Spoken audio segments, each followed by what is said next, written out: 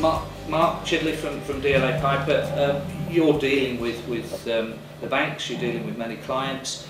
Have you seen any change?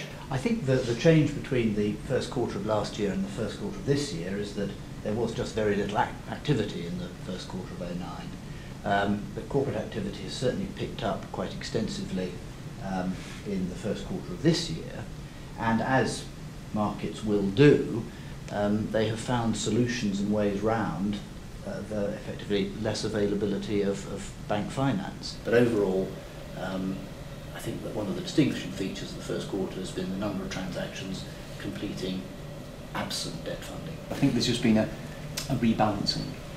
You know, there was too much debt and not enough equity. And one of the issues that we've had as a bank is that customers are getting smarter at running their businesses. You know, average utilisation, according to the numbers I've got here, has fallen from 61% to 57%.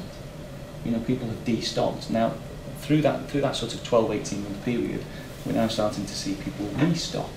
You know, I feel that the confidence levels are much better than they have been for 18 months. Yeah, I'd like to challenge some of that. I mean, the nervousness we've got as a business, we're fairly highly geared now. We've got private equity finance in the business. Constantly this nervousness about breaching covenants. So many of our competitors have very, very good businesses have gone to the wall recently because of the fact that good trading businesses have not been able to meet the bank covenants. I feel that from the banks that we've spoken to, both our existing banks and other banks, there just doesn't seem to be the support out there. I agree with Sean that the previous model for acquiring small businesses, and that's what our group's been built by, there was too little equity and too much debt. But what's happened is just that has disappeared. There is now no mechanism that I've come across for buying small businesses. Homeowners are paying off debt faster because they're taking advantage of lower rates. Businesses have looked at their models and said, this didn't work. Some of them have been forced to. Some of them have put off and they didn't win that contract. And they said, why are we chasing business that's merely making a nominal contribution? This situation with getting money into our sector, I don't see what's unsexy. I mean, we've got certain deals where we've got PFI type deals where we've got 25 years backed by local authorities. We're still struggling to talk with banks who are willing to talk to us.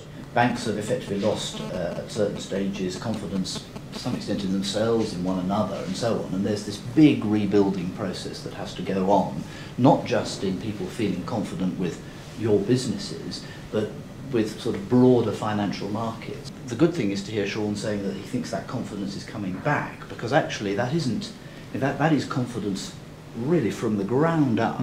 At every level, in all of these different things that people do. For me, though, there is that sting in the tail. There's that issue of unpredictability. There's that headline in tomorrow's newspaper that's just going to undermine wherever you've got to.